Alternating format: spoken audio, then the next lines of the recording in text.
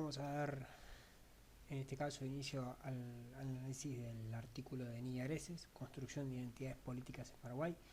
Es importante haber visto primero el video referente a François Guerrat, debido a que vamos a usar varias de las categorías, incluso vamos a usar algunos de los análisis referentes en el artículo de Guzmán Pérez. Bien, ¿cuáles son los objetivos del artículo? Los objetivos básicamente son indagar los procesos de constitución de identidades, o sea, cómo se producen o cómo es el proceso de producción, de constitución de esas identidades colectivas, en el caso paraguayo. El papel que juegan en la generación, esas identidades, el papel que juegan en la generación de espacios políticos, o sea, cómo esas identidades permiten el desarrollo de algunos espacios políticos de participación, de opinión o de presión en términos de regímenes políticos. La afinidad que existe tanto entre las identidades y los espacios políticos con respecto a las formas institucionales, o sea, cómo esas formas institucionales inciden tanto en la constitución de las identidades como en esos espacios políticos que se van a ir generando. Esos son los objetivos que se plantean Niña Greses para analizar el caso paraguayo. Parte de ciertas premisas, o sea, desde dónde está partiendo, cuál es la idea primigenia para poder luego analizar el caso paraguayo. Primero, que las instituciones definen los espacios políticos. Entonces, esas instituciones que mencionábamos recién dentro de esos objetivos de trabajo están pensadas en términos de que van, ¿sí?, a incidir en la configuración de los espacios políticos. Tenemos que pensar en las instituciones del antiguo régimen y en las instituciones venideras del proceso revolucionario y del nuevo gobierno o Estado paraguayo que va a forjarse luego del proceso revolucionario. Hay otra premisa que es esencial: entender que el pueblo paraguayo tiene una temprana asociación, es una temprana vinculación entre sí, con un fuerte sentido de pertenencia, con una temprana formación identitaria de un pasado común. O sea, esas tres cuestiones son premisas básicas para poder entender el caso paraguayo. Esa temprana asociación y sentido de pertenencia está vinculado a esa formación identitaria. ¿Cuál es el pasado común? Básicamente ese pasado vinculado primero a la conquista española, pero una conquista española que no dejó nunca de ser guaranítica, o sea, que incorporó al idioma guaraní dentro de la cultura paraguaya, lo que hace más extensa esa pertenencia o esa identidad al pasado común, porque es hispánica, pero además es una hispánica guaranítica, retrocede a lo prehispánico. Eso como importante. Segundo, que es territorio de disputa con los brasileños, o sea, con la corona portuguesa. Los bandeirantes, que siempre han atosigado el territorio paraguayo para tratar de convertirlo en territorio brasileño, le permitieron de esa manera a los habitantes de la región paraguaya, formarse una identidad básicamente por un otro invasor.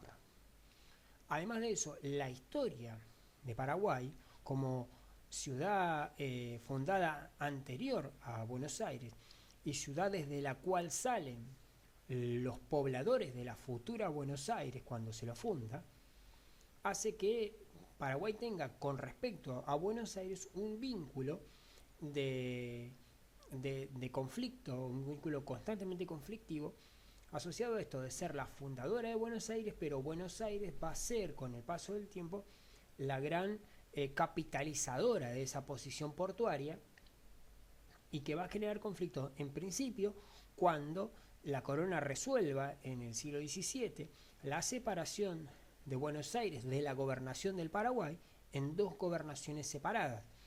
Luego la fundación del Virreinato del Río de la Plata, y dentro del Virreinato del Río de la Plata la condición de Paraguay como una dependencia de la capital porteña. Eso va a generar otra vez un conflicto constante entre Paraguay y Buenos Aires, lo que le va a solidificar esta formación identitaria y la construcción de un pasado común. Este pasado común vinculado a la agresividad porteña se hace mucho más fuerte con la invasión porteña en el proceso revolucionario. Pero antes del proceso revolucionario es importante marcar cuáles son las causas de todo ese proceso revolucionario, que nos va a servir no solamente para entender el caso paraguayo, sino para entender el caso latinoamericano en general. En principio, las reformas borbónicas, que fueron para la corona un modo de alguna manera atender a las inquietudes latinoamericanas, pero que en realidad significaron para muchos de los territorios latinoamericanos una reconquista de América. Es la manera en que José Carlos Chiaramonte o Horst Pichman lo consideran como una nueva conquista de América, porque las reformas lo que implican es el establecimiento de un nuevo pacto colonial, un nuevo pacto de dominación, en el cual otra vez los criollos pierden en los cargos políticos y los peninsulares se quedan con el poder y con el control de todas las colonias. En paralelo, esas reformas borbónicas también implican la expulsión de los jesuitas. Los jesuitas son, de algún modo, cofundadores de la región paraguaya, eternos luchadores contra la invasión portuguesa, y además representan, de algún modo, la iglesia en el territorio paraguayo. Cosas que tienen gran importancia en términos de esa identidad. Y la expulsión no es bien vista en Paraguay como decisión de la corona. No olvidemos aquello que ya se trabajó en el texto de François Guerra, que tiene que ver con la hispanidad y lo importante del catolicismo como forma identitaria para las colonias americanas. Acá aparece otra de las causas, esto que planteábamos recién con respecto a la reforma borbónica, la rivalidad entre peninsulares, o sea, españoles nacidos en España, y los criollos, o sea, españoles nacidos en América. Esos conflictos tienen que ver con que los peninsulares acceden a los cargos burocráticos de mayor poder y los criollos quedan en las posiciones subalternas o directamente no acceden a ninguna. La otra gran causa para este proceso revolucionario son las ideas de la Ilustración, que están basadas básicamente en los derechos naturales. Nos referimos al derecho a la vida, a la libertad, al derecho a la propiedad, cosas que empiezan a cuestionar desde ese lugar a la estructura de la monarquía absoluta y el poder absoluto del rey. Una de las grandes causas muy relevantes para el proceso revolucionario es la independencia de Estados Unidos, que tiene como gran impronta de ser el primer país en la historia de la humanidad que es gobernado por una persona que no se considera distinto al resto. El presidente, la figura presidencial, implica que ciudadanos iguales eligen un representante que es igual a ellos y que solamente se le ha delegado la representación del total del colectivo de la nación. Entonces el presidente pasa a ser solamente uno de ellos representando al colectivo. Esta impronta es muy importante en un contexto de crisis de las monarquías. Crisis de las monarquías que lleva pocos años después, o sea, la independencia de Estados Unidos es en 1776 y la Revolución Francesa en 1789. ¿Sí? En esa distancia corta de años, la Revolución Francesa en principio avanza con un intento de alguna manera de reformar, como dijéramos, la monarquía francesa, reclamándole al rey la participación o una estructura colectiva de participación representativa por debajo de la autoridad del rey.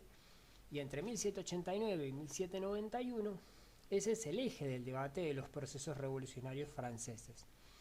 La particularidad es que en 1791 algunas actitudes del rey, el intento de escaparse y de aliarse con un país vecino invasor, define la Revolución Francesa con el degollamiento de la familia real. De esa manera la revolución, por primera vez, inicia un proceso de desmonarquización. Pero entre 1789 y 1791 la monarquía todavía no está desmantelada en términos identitarios, representativos, en términos de pensar que es el régimen político posible. El mismo proceso de la Revolución Francesa lleva a las guerras napoleónicas, que es un modo de exportación de la Revolución Francesa, y esa invasión lleva básicamente a la destitución del monarca español.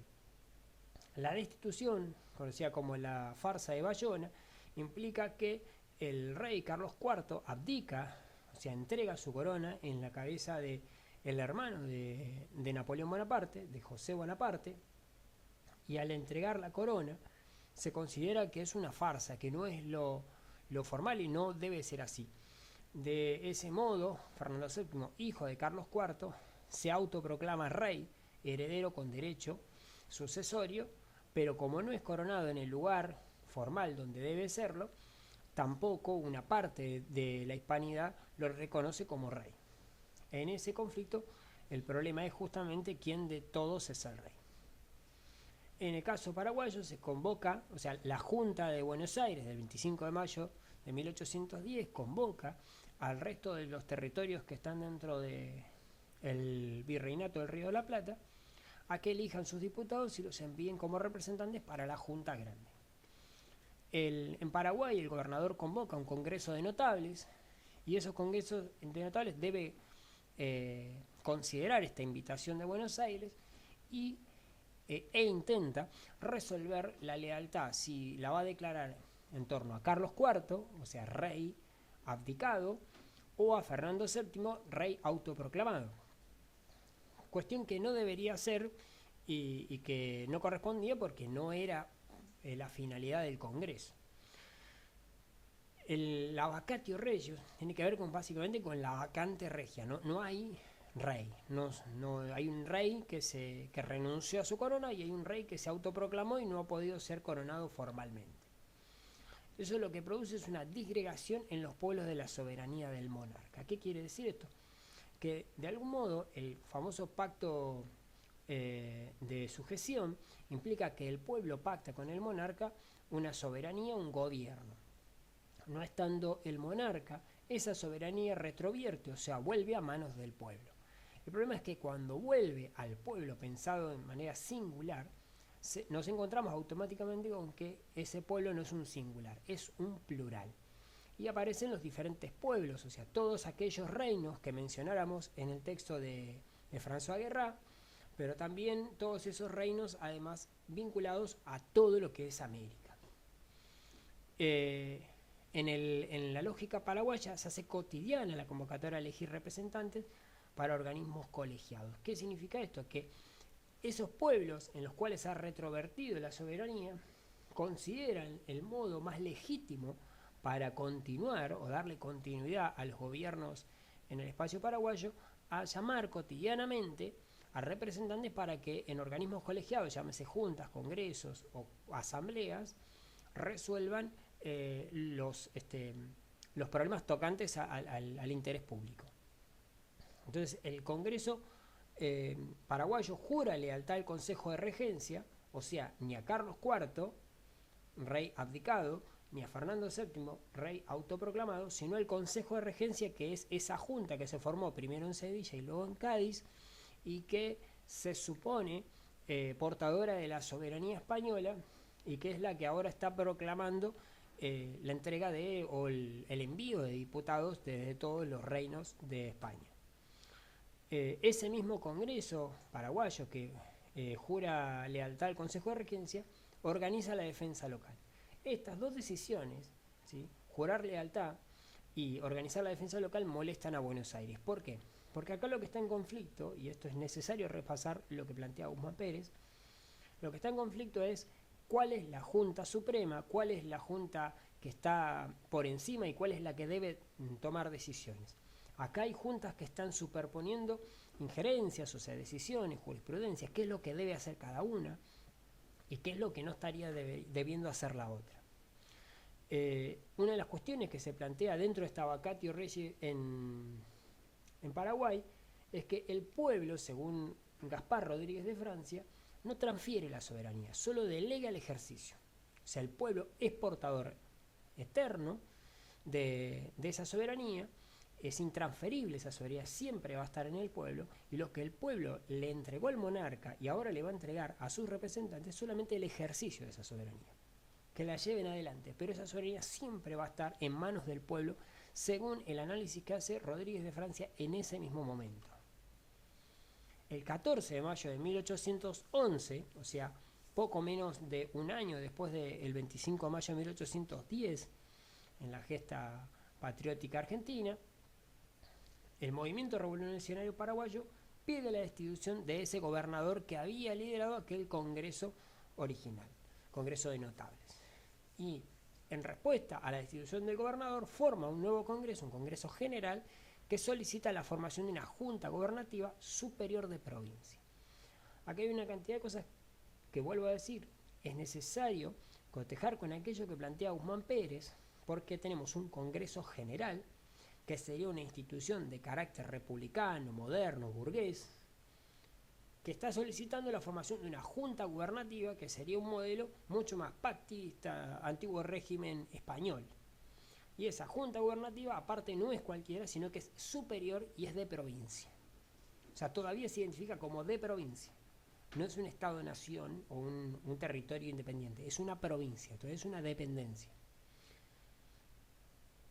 En ese proceso lo que comienza es un proceso de construcción de un otro extranjero, y ese otro extranjero está vinculado a lo hispánico como un ser oscuro, opresor y tiránico. Esa es la construcción de la otredad, es la construcción de un yo. O sea, un yo paraguayo que no es oscuro, que no es opresor y que no es tirano, sino que es participativo, que convoca constantemente al pueblo a su participación. En esos términos, lo que Niño D'Arese nos propone es analizar justamente este entrecruzamiento entre la noción pactista, la nación y el pueblo. Y citamos un fragmento para poder analizarlo con más detenimiento. En virtud de la teoría del pacto de sujeción, según la cual es el pueblo el que confiere la autoridad, admiten que destronado el rey, la nación se constituye en la única fuente de soberanía.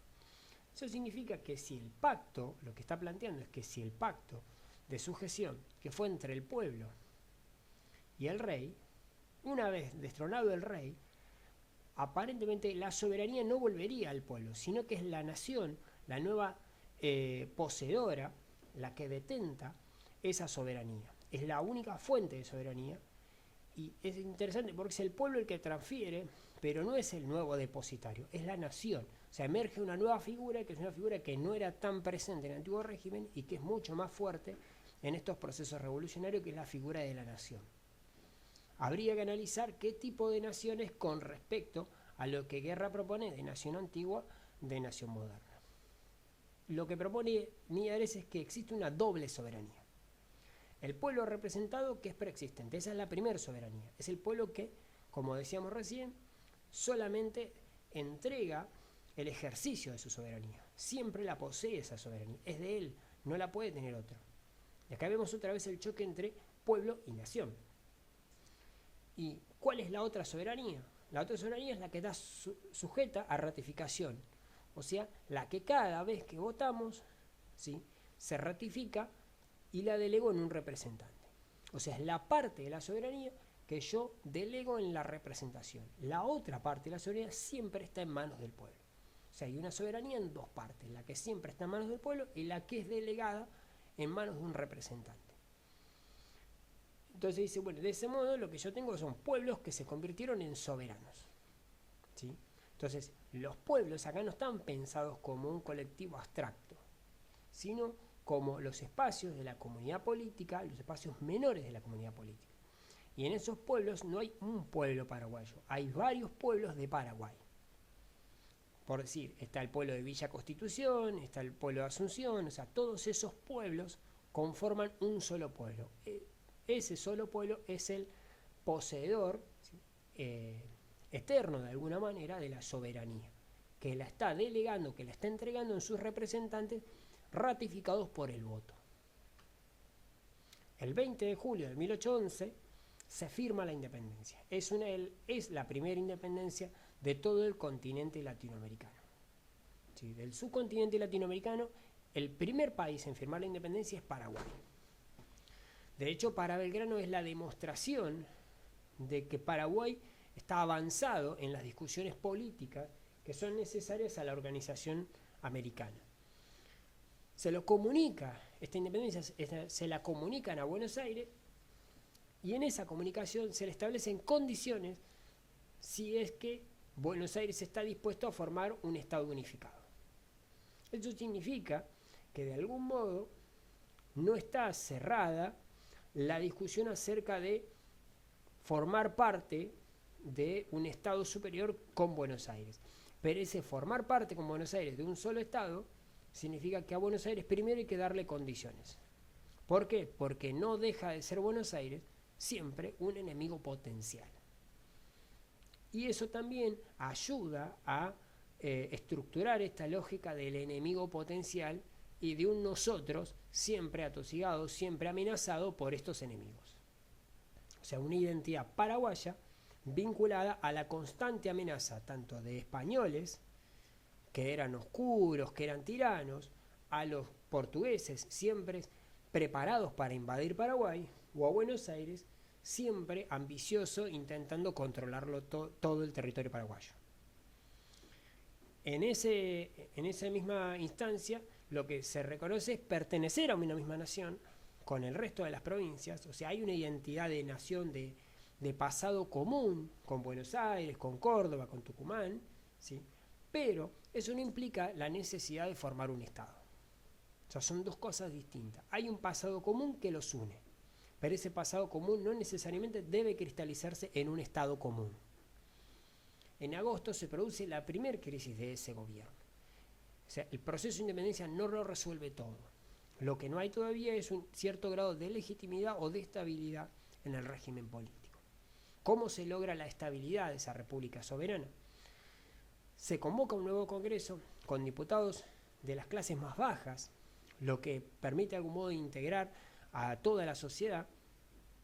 Establece un régimen de gobierno consular, o sea, un consulado con 2 personas a cargo. Esas 2 personas, una se encarga de alguna manera de la ejecución política y la otra se encarga de la estructura militar. Esto se parece mucho al modelo romano del consulado. O sea, Julio César fue cónsul, igual que lo fue Octavio. Entonces, esa estructura consular es propia del modelo romano, que es donde se están buscando, desde la Revolución Francesa hacia este proceso, se están buscando los modelos de república, y los modelos republicanos por excelencia son los romanos. Esta estructura consular pone a Rodríguez de Francia, ¿sí?, y a Yegros a cargo del consulado. Francia se encarga de la parte política y Yegros de la parte militar. En 1814 el Congreso designa a Rodríguez de Francia dictador supremo. En 1816 se lo designa perpetuo, asumiendo las funciones del gobernador según el modelo antiguo régimen. Acá otra vez podemos analizar estas mutaciones, estas hibridaciones. O sea, Guerra habla de mutaciones, Humán Pérez habla de hibridaciones. ¿Por qué? Porque un Congreso, que es una estructura republicana, designa un dictador supremo, algo muy parecido a un monarca, y de hecho que es perpetuo. Entonces, hay una estructura colectiva participativa que elige un representante, pero ese representante es a perpetuidad. O sea, hay un juego entre lo moderno y lo antiguo, y que además termina de cerrar con que el gobernador, o sea, nuestro dictador supremo perpetuo, asume las responsabilidades del gobernador tipo antiguo régimen. Un ejemplo es que el cabildo, que es una entidad corporativa típica del antiguo régimen, todavía sigue funcionando, hace elecciones, y en el antiguo régimen esas elecciones debe llevárselas al gobernador para que las apruebe. En 1816 el cabildo hace elecciones y se las debe llevar al dictador supremo perpetuo para que las refrende y las apruebe. Eso demuestra que, si bien tiene una estructura moderna, congresista, participativa, representativa y delegatoria de la autoridad, todavía esa autoridad conserva las atribuciones del gobernador de antiguo régimen. Wilson Beats.